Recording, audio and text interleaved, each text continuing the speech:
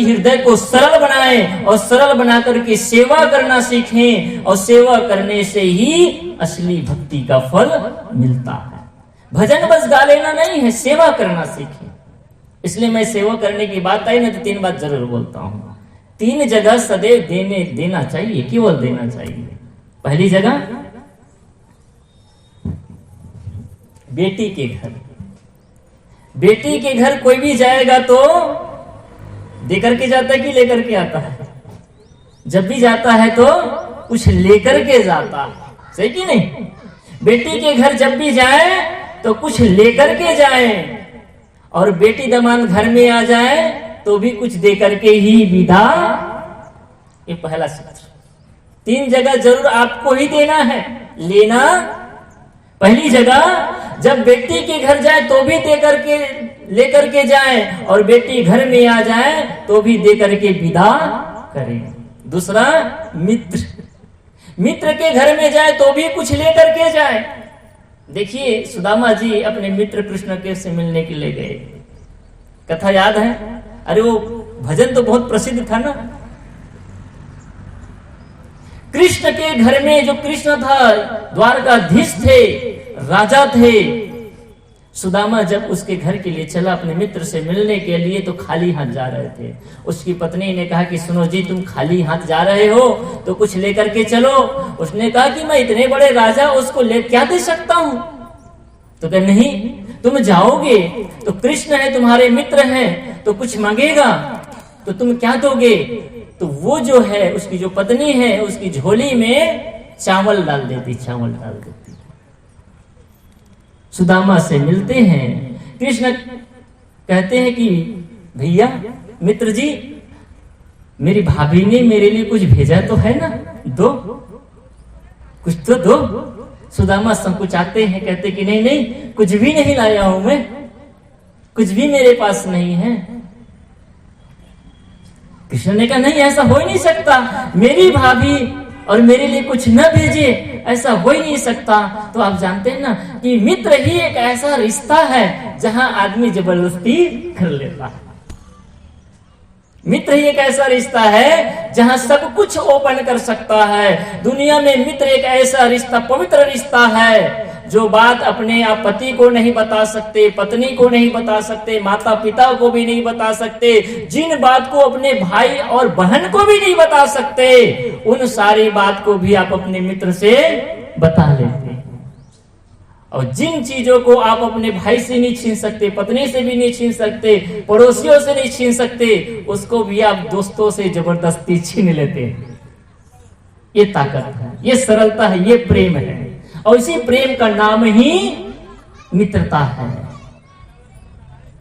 कृष्ण जबरदस्ती इसके झोली को छीनते हैं और एक मुट्ठी चावल निकालते हैं और उसी को खाने लगते हैं। कथा आप सब जानते हैं, भावनात्मक है। उसको देख करके कहते हैं कि भगवान आप अकेले अकेले खा रहे हैं, मेरी भाभी ने भेजा है तो मुझे भी तो दो। रुक्मणी भी जाती है और रुक्मणी भी खाने लगती है, और उसी समय से कहते हैं कि वो सुदामा जो है वो भी बहुत बड़े महल के राजा बन गए।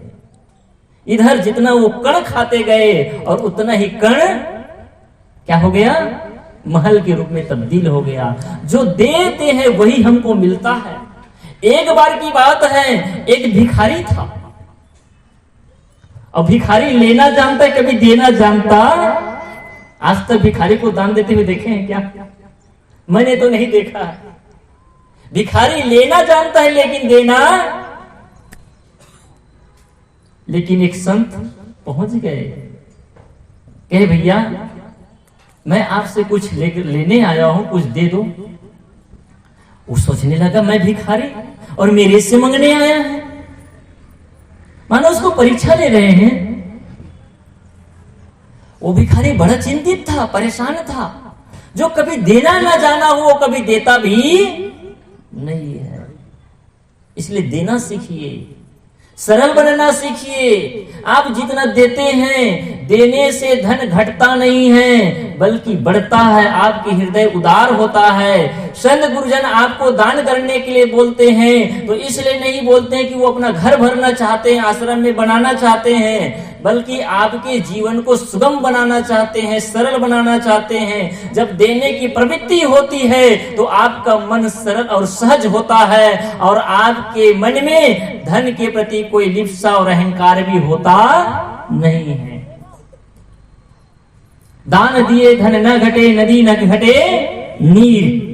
दान देने से धन नहीं घटता, जिस प्रकार से नदी का जल लेने से नदी का जल कम होता नहीं है।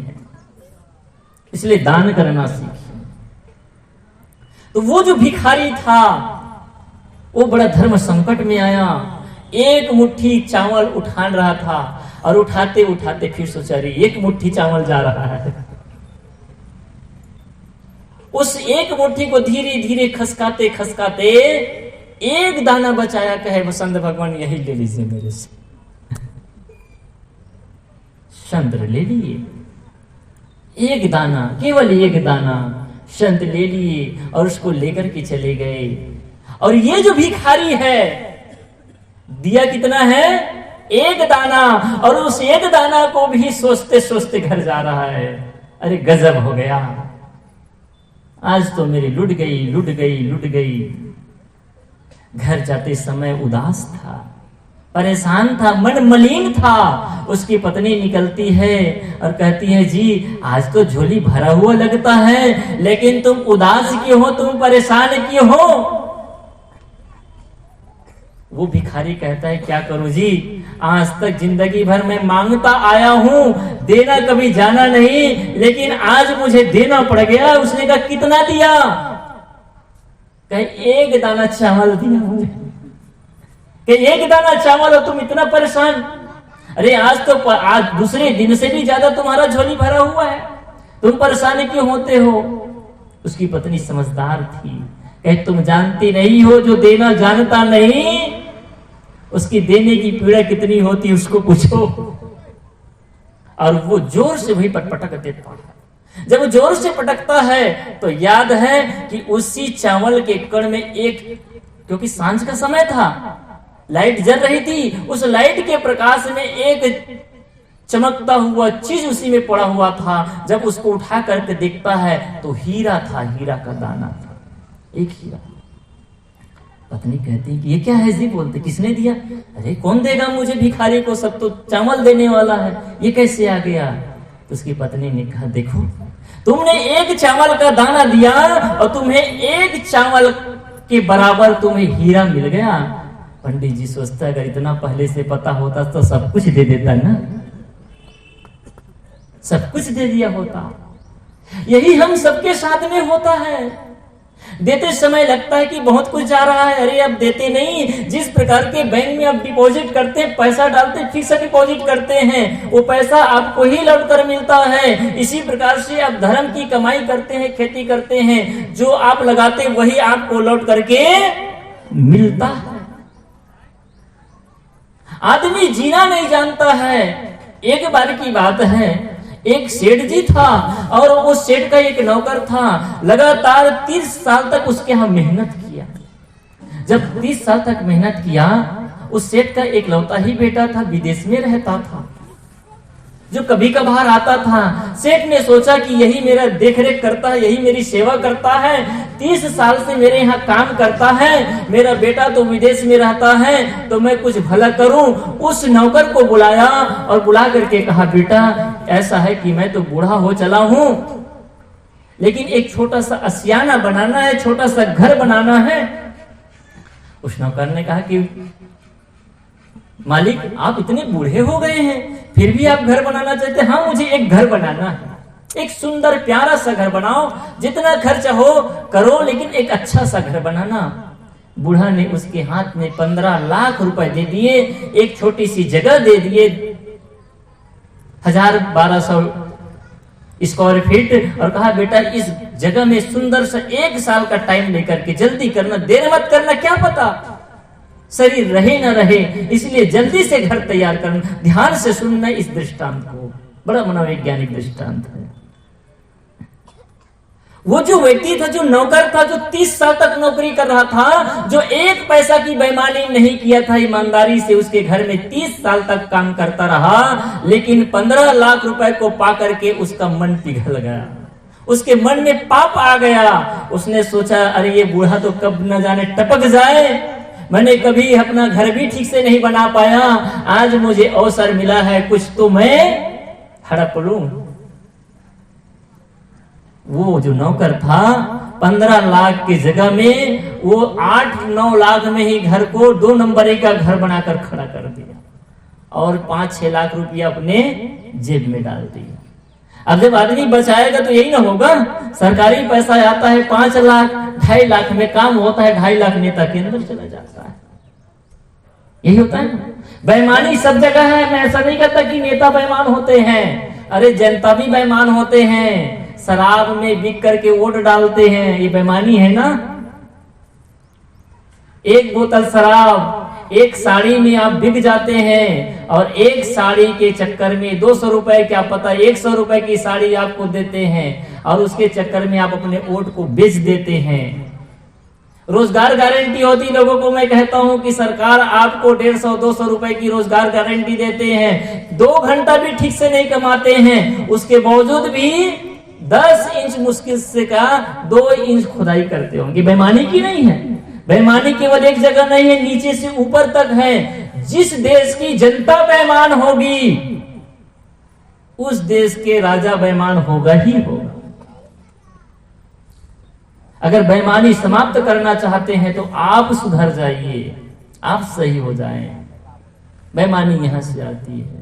वो जो आदमी था उसने जीवन भर कभी बेईमानी नहीं किया था, लेकिन हजारों फूल कम है गले को सजाने के लिए और एक भूल काफी है जिंदगी भर रुलाने के लिए। बार बार गलती नहीं होती है, एक बार जो जेल जाते हैं ना, कोई बार बार थोड़ी ना करता, कभी गलती हो जाती है। उस व्यक्ति ने एक बार गलती की, और गलती कौन से करी कि एक बार वो अपने जेब में 5 लाख रुपए डाल दिए। समय पूरा हुआ, उद्घाटन का डेट तय हुआ, सब लोगों को बुलाए, समारोह किए, सत्संग हुआ, और जब सत्संग हुआ, समारोह हुआ, घर का उद्घाटन हुआ, और अंतिम में उस घर के चाबी को निकालते हैं और निकाल करके उस नौकर को बुलाते हैं और बुलाकर कहते हैं कि बेटा मैं तो बूढ़ा हो चला हूँ, मेरा अपना कोई है भी नहीं, जो है वो विदेश पे रहता है, तूने मेरे साथ 30 साल तक सेवा किया है, इसलिए इस घर के चाबी को लो और आज से मैं तुम्हें इस घर को संपत्ति के साथ सौंपता हूं। बोले, बताओ माता बहनों भाइयों, आप थोड़ा विचार करिए, क्या उस घर को पाकर के वो जो नौकर था खुश हुआ कि दुख हुआ होगा?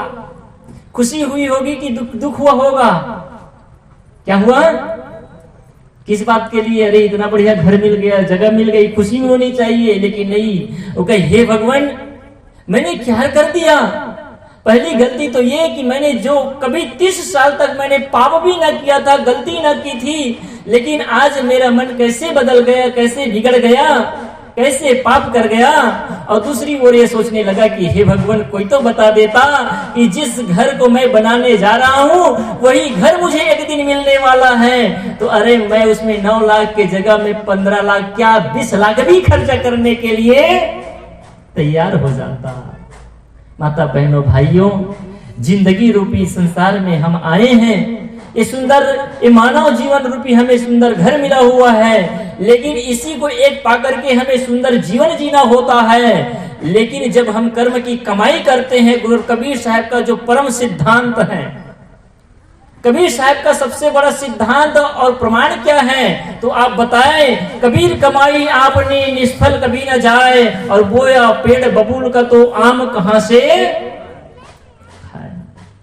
ये परम अकाट्य सिद्धांत है।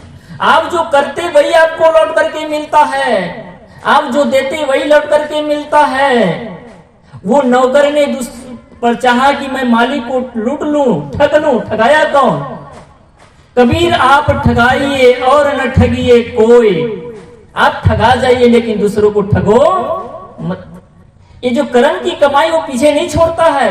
आपन कर्म न मेटो जाई, कर्म का लिखा मिटाए दो कैसे, जुई गुकोटि सिराई। गुरु वशिष्ठ ने लगन सुधायो, सूर्य मंत्र एक दिन और जो सीता रघुनाथ ब्याही, पल एक संचन। ये जो कर्म गति टारे न तरई, ये कर्म की जो गति है वो टारने से भी टरता। आप जो करते हैं वही आपको मिलता है। आप अपने खेत में अगर चना लगाते हैं और चाहे कि अगर आम पाना चाहे मिलेगा। अगर आपने आम लगाया है तो आम खाएंगे, अगर बबूल लगाए तो बबूल खाएंगे। आप जो बोते वही आपको मिलता है, जो आप करते वही को मिलता है। जो आप अपने सास के जीवन में बोते हैं वही आपके जीवन में लौट कर मिलेगा। जो आप ननद के जीवन में बोते हैं, भाई के जीवन में बोते हैं, पड़ोसी के जीवन में बोते हैं, दूसरों के साथ जो व्यवहार करते हैं वही व्यवहार आपको एक दिन लौट करके मिलने वाला है। एक राजा के दरबार में एक दिन 3 आरोपी लाए। आरोपी जानते हैं ना, आरोपी और अपराधी में थोड़ा सा अंतर है। आरोपी वह जिस पर आरोप मढ़ा गया है, आरोपित किया गया है, लेकिन अपराध सिद्ध हुआ नहीं है। जब अपराधी सिद्ध हो जाता है तो उसको सजा मिलती है। आरोपी को सजा नहीं मिलती है, अपराधी को सजा मिलती है। और गुरु कबीर साहब ने हम सबको निर्देश दिया, संदेश दिया कि ये जो मानव जीवन को चुक जाना ही सबसे बड़ा अपराध है। मानो जन्म चुके हो अपराधी, यही तनकेर बहुत है साझी। सदगुरु कबीर साहब ने कहा कि चोरी करना अपराध नहीं, वो अपना अपराध है, वो पाप तो है। लेकिन सदगुरु कबीर साहब ने कहा कि अगर तूने मानव जीवन को चुक गया, चुकना जानते हैं? चुकना क्या होता है? आप रेलवे स्टेशन गए, रेलवे स्टेशन में जैसे पहुंचे और आपके पहुंचते ही गाड़ी चली गई, आप बोलते हैं चुक गए। आप किसी एग्जाम दिलाना जाते हैं, एग्जाम भी दिलाते हैं, रैंकिंग आता है आपका 99 और 1 अंक के लिए आप चुक जाते हैं, बोलते भैया मैं चुक गया। कितना? 1 अंक के लिए चुक गया। सही है, इसको बोलते चुकना। आप रेस में दौड़ रहे होते हैं, थोड़ी सी रेस कम हो जाती है, आपसे कोई आगे निकल जाता है, आप बोलते हैं चुक गए। चुक जाना होता है ना। गुरु कबीर साहब कहते कि जिसने मानव जीवन को चुक गया, मानो जन्म चूके वो अपराधी, वो अपराधी है। जिसलिए तुम्हें मानव का जीवन मिला है, अगर वो काम नहीं करते हो तो हम सब अपराधी हैं। और अपराधी को क्या मिलता है? सजा मिलती है। बताइए यहाँ पर जितने लोग बैठे हैं वो मानव जीवन को चुक रहे हैं कि नहीं चुक रहे हैं? अगर आप भक्ति नहीं करते, सत्संग नहीं करते, सेवा नहीं करते, भजन नहीं करते, आराधना नहीं करते, जीवन का सुधार नहीं करते, तो आप अपने जीवन को चुक रहे हैं। तो उस राजा के दरबार में 3 आरोपी लाए। तीनों ने चोरी किए थे। सुनवाई हुई और तीनों ने पता चल गया कि तीनों ने चोरी किया है। राजा ने कहा कि तीनों का अपराध सिद्ध हो गया है, आरोप सिद्ध हो गया है, इसलिए तीनों की सजा होगी। लेकिन सजा आज नहीं सुनाऊंगा, कल सुनाऊंगा, ध्यान से सुनना। उसने कहा कि सजा होगी लेकिन आज नहीं होगी, कल होगी। लेकिन आज एक छोटा सा काम है। क्या काम है? मेरे राज दरबार के बगल में बहुत बड़ा बगीचा है, उस बगीचे में इसको 3 घंटा के लिए भेजा जाएगा और तीनों के हाथ में 50-50 किलो का एक थैला दे दिए और कहे कि 3 घंटा में इसको भर करके लाओ, इकट्ठा करो और कल सजा होगी। तीनों को पहला सजा यही है कि तुम बगीचा में जाओ और बगीचे में जाकर के तुम 3 घंटे के अंतर्गत में इस थैला को भर करके लाओ। सभी अपने सेनापतियों को, सेना सैनिकों को बोल दिए कि केवल इसकी आप देख रेख करना, भागने न पाए, लेकिन मना मत करना। ये जो भरना चाहे बगीचा में भेज दिया और कहे जो भरना चाहे भरना, लेकिन ये थैला भर के आना चाहिए। एक व्यक्ति था तो एक आदमी बड़ा चंचल था, 3 चोर था। तो एक जो चोर था बड़ा ही चंचल था, और जो चंचल प्रकृति का होता है ना, वो आदमी एक जगह ठहरता नहीं, इधर से उधर उछल कूद करता है। उसने सोचा अरे यार कल तो सजा होने वाली है, जेल में रहने वाला हूँ, 3 घंटा का समय मिला हुआ है तो क्यों ना थोड़ा सा सैर सपाटा कर लो, घूम लो। वो व्यक्ति घूमने के लिए निकला, यहाँ से वहां, इस पेड़ से उस पेड़, इस पेड़ का फल तोड़ता, उधर घूमता इधर घूमता, ऐसे करते करते वो 2.5 घंटा बिता दिए। आधा घंटा समय शेष रहा, उसको ख्याल आया कि राजा ने कहा है कि ये 50 किलो का थैला भर करके ले जाना है, अब किसमें भरूं। तो उसने क्या किया, वो चंचल प्रकृति का आदमी था, उस बगीचे में गया और बगीचे में जो कुछ भी पाया, सड़ा गच्चा गदा गोदा जो भी फल पाया, जो खाने लायक हो ना खाने लायक हो, कड़ा हो खट्टा हो मीठा हो तीता हो कड़वा हो, जो पाया उसने विचार नहीं किया और उससे अपने बोरे को, अपने थैला को भर दिया। दूसरा एक व्यक्ति था, वो आलसी था। देखिए 3 प्रकार के लोग समाज में होते हैं। जो आलसी था, आलसी काम जानते हैं, आलसी कहता है आदमी कुछ भी काम करता नहीं। आलसी की बात है तो चुटकुला याद आया, बता दूं। 2 आलसी थे, दोनों पेड़ के नीचे बैठे हुए थे। एक आलसी ने कहा कि भैया देखो यहाँ पर जामुन जो है टपक टपक के गिर रहा है, भैया थोड़ा सा खिला दोगे क्या? बोलता है। एक आलसी था जो लेटा हुआ था, जो बैठे हुए आलसी को बोलता है कि टपक टपक कर खिलाओगे क्या? बोलता है अरे यार तू खा लेना। बोलते हैं क्या करूं भैया, उठ नहीं सकता, खिला दोगे क्या? अरे तुम खिलाने की बात करते हो, अरे यहाँ से अभी गाय गुजर के गई है, मेरे मुख में पेशाब कर दी, तुम भगा नहीं सके। ये आलसी की दुनिया होती है। यानी वो इतना आलसी था कि वो गाय पेशाब कर दी उसके मुख में, लेकिन वो भगा नहीं पाया। आलसी की दुनिया ऐसी होती है। तो आलसी था, उसने सोचा कि कल तो मुझे सजा होने वाली है तो क्यों ना मैं थोड़ा विश्राम कर लो, और वो सोने लग जाता है, और जो सो जाता है वो खो जाता है। संत और गुरुजन हमें जगाने का काम करते हैं, जागो लोगो मत सो, न करो नींद से प्यार, और जैसा सपना रैन का तैसा यह संसार। हम सब सो जाते हैं, परिवार में सो जाते हैं, धंधा पानी में सो जाते हैं, संसार में सो जाते हैं, नौकरी पेशा में सो जाते हैं, अपनापन में सो जाते हैं, और बार बार आकर के हमें संत गुरुजन जगाने का काम करते हैं। लेकिन दुर्भाग्य है, जो संत जगाने का काम करते हैं उसी पर हम चिल्लाने भी लगते हैं। जब आदमी सोया रहता ना, बच्चे सोए रहते, सवेरे सवेरे की बात है, जब बच्चा सोया होता है और जब उसको जगाना चाहते तो बच्चा प्रेम से उठता नहीं, आपको चिल्लाते मम्मी रोज रोज मुझे क्यों जगाते हो, है ना? ऐसा बोलते हैं कि नहीं, मत जगाया करो। और कभी कभी तो डांट देते हैं, गाली भी देते हैं, क्यों जगाती हो? तो ये बच्चों की प्रवृत्ति होती है। इसी प्रकार से संत और गुरुजन हमें जगाने का प्रयास करते हैं, और जो संत गुरुजन जगाने का प्रयास करते हैं उसी संत को भी हम गाली देते हैं। संत ईसा को क्रॉस पर लटकाया गया, स्वामी दयानंद सरस्वती को जहर दिया गया, मीराबाई को जहर पिलाया गया, और हमारे सदगुरु कबीर साहब जी को 52 कसनी कसी गई। किसको? किसने? इसी संसार को जगाने वाले महापुरुषों को। क्योंकि आदमी को जगना प्रेम अच्छा नहीं लगता है, सोना अच्छा लगता है। हम सब सोना चाहते हैं, लेकिन संत गुरुजन कहते हैं कि जागो लोगो मत सो, मत सो। जागने के लिए तुम आए हो, भजन करने के लिए आए हो। एक थोड़े दिन की जिंदगी मिली हुई है, भजन सत्संग कर लो, कीर्तन कर लो, संसार में ही समय मत बिताओ, थोड़ा सा समय निकालो। तो वो जो आदमी था वो क्या था? आलसी था, सो गया।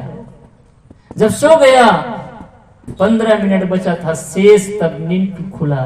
खोलती है, अरे देखता है घड़ी को, अरे ये तो उस समय पूरा होने वाला है, 15 मिनट का समय शेष है, इसमें क्या होगा? तो उसने क्या किया कि बगीचा में गया, जो भी कूड़ा कचरा था वो सब भर दिया। अब कूड़ा कचरा भरने में कोई टाइम लगेगा क्या? कूड़ा कचरा सब भर दिया, और 15 मिनट में उसका थैला पैक हो गया। ध्यान से सुनना। तीसरा व्यक्ति था, सज्जन था, सदाचारी था, चोरी तो कर लिया था संग में पढ़ करके। देखिए कुसंग की बड़ी मार होती है, अच्छे अच्छे घर के बेटे भी कुसंग में पढ़ करके बिगड़ जाते हैं। ये जो शराब पीना सीख जाते हैं, जुआ खेलना सीख जाते हैं, व्यभिचार करना सीख जाते हैं, और आज का तो सट्टा, शहरों में सट्टा बहुत चलता है, ये बहुत होता है, ये संग में बिगड़ जाते हैं। इसलिए आप अपने बच्चों की अच्छी परवरिश करें, अच्छी सेवा करें, अच्छे संस्कार दें। तो वो जो आदमी था, तीसरा व्यक्ति था, सदाचारी था, सज्जन था, सद्गुणी था, लेकिन वो संग में पड़ करके चोरी करने लग गया था। उसने विचार किया, जो सज्जन प्रवृत्ति का होता है वो विचार करता है, और जो विचार करता है वो सही काम करता है, गलत काम करता नहीं है। गुरु कबीर साहब ने कहा, करह विचार जो सब दुख जाई। जो विचार करता है उसके जीवन का सारा दुख दूर हो जाता है। तो उसने विचार किया। क्या विचार किया?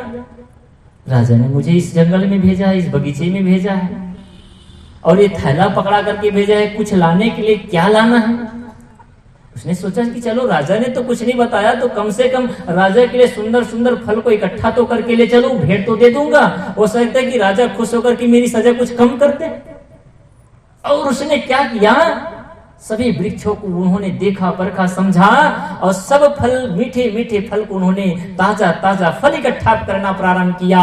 और जब आदमी मेहनत करता है, परिश्रम करता है, तो उसको बड़े परिश्रम करना पड़ता है। सतपथ पे चलने के लिए मेहनत करना पड़ता है, सुचयन करने के लिए मेहनत करना पड़ता है। तो 3 घंटा वो खूब मेहनत किया, परिश्रम किया, और 3 घंटा परिश्रम करने के बाद वो बढ़िया बढ़िया फल को इकट्ठा किया, ताजा ताजा मीठा मीठा फल इकट्ठा किया। समय पूरा हुआ, तीनों को रात के जेल खाना में डाल दिए। सवेरे हुई, सवेरे होते ही राज दरबार में प्रस्तुत किए और सजा सुनाते हैं। ध्यान से आप भी सुनना। राजा ने कहा, इन तीनों अपराधियों को 31 दिन की कारावास की सजा है। 31 दिन, 1 महीने की कारावास की सजा है। सब लोग सुन करके खुश होने लगे, तीनों चोर। अरे हमने तो इतना बड़ा अपराध किया, सोच रहे थे साल भर रखने वाले हैं, हमें तो 1 महीने में छुट्टी होने वाली है। खुश होने लगे।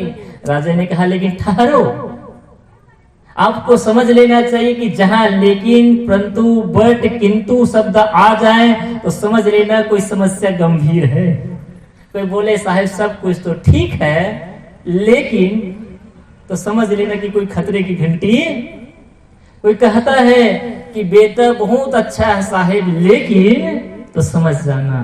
सास कहती है कि बहू अच्छी है, लेकिन, तो समझ जाना। सही कि ना? ये लेकिन, किंतु, परंतु, बट, ये शब्द है जो ना बहुत खतरनाक शब्द है। तो राजा ने कहा कि लेकिन एक शर्त है। शर्त क्या है? कि इस 31 दिन के टाइम में तीनों को अलग अलग कोठरी में रखा जाएगा, और इस 31 दिन तक किसी को कुछ खाने को नहीं दिया जाएगा। एक मंत्री खड़ा हुआ, उसने कहा, राजन, अगर 1 महीना कुछ खाने को नहीं देंगे तो ये तीनों तो मर जाएंगे। उसने कहा कि इसका प्रबंध हो चुका है। बोले, कहे क्या?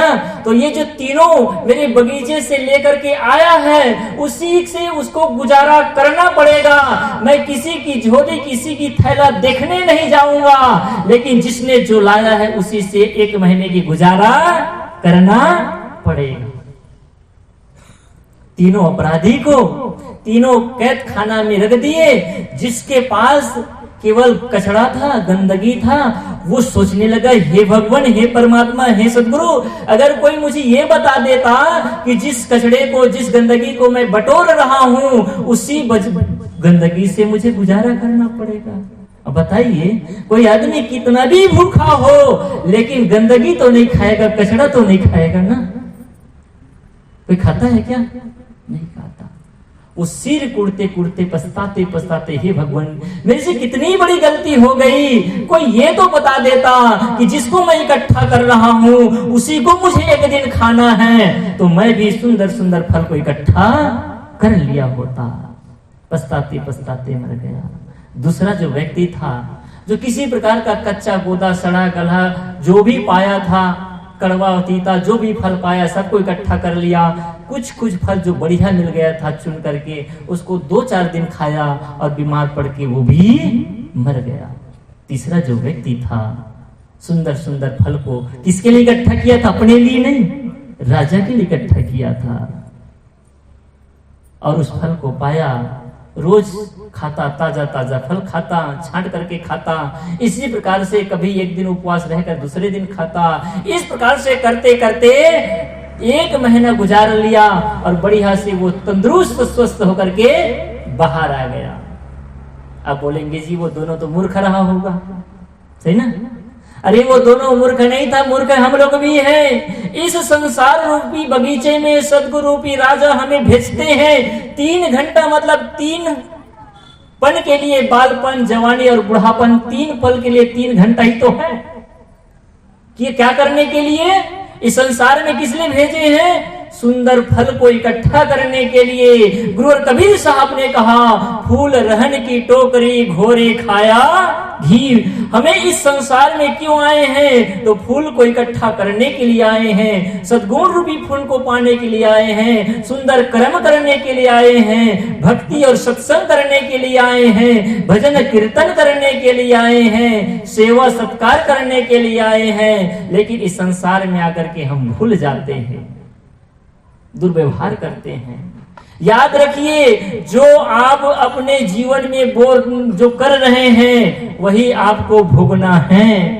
आप दूसरे के जीवन में जो बो रहे हैं, आप अपने जीवन में उसको काटने वाले हैं। समझ लीजिए कि जिसने गंदगी को बटोरा है, गाली देता है, बदमाशी करता है, चोरी करता है, बेईमानी करता है, ठग करता है, दूसरे का छीनता है, नफरत करता है, घृणा करता है, अंत में क्या पाएगा? लौट करके खुद मिलेगा ना।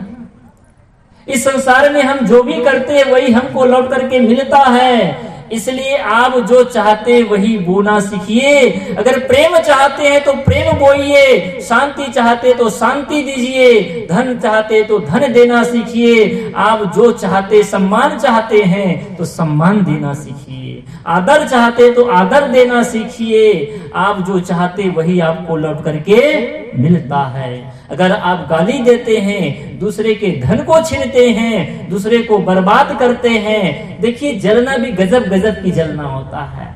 आदमी अपने दुख से उतना दुखी नहीं है जितना दूसरों के सुख को देख करके दुखी है। दूसरे की सफलता, दूसरे की समृद्धि, दूसरे की सब चीज को देख करके दुखी है। इसलिए संत और गुरुजन कहते हैं कि जीवन को सुंदर